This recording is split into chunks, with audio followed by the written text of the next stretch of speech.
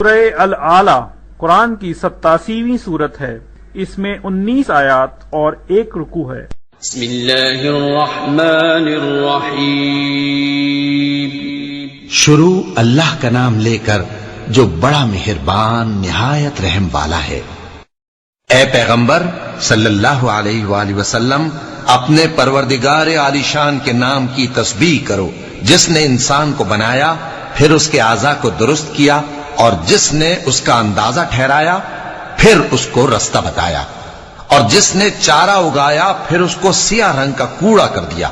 اے نبی صلی اللہ علیہ وآلہ وسلم، ہم تمہیں پڑھا دیں گے، پھر تم فراموش نہ کرو گے، مگر جو اللہ چاہے۔ وہ کھلی بات کو بھی جانتا ہے اور چھپی کو بھی۔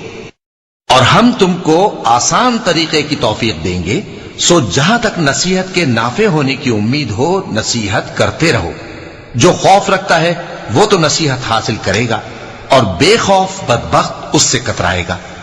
جو بڑی تیز آگ میں داخل ہوگا، پھر وہاں نہ مرے گا اور نہ جیے گا۔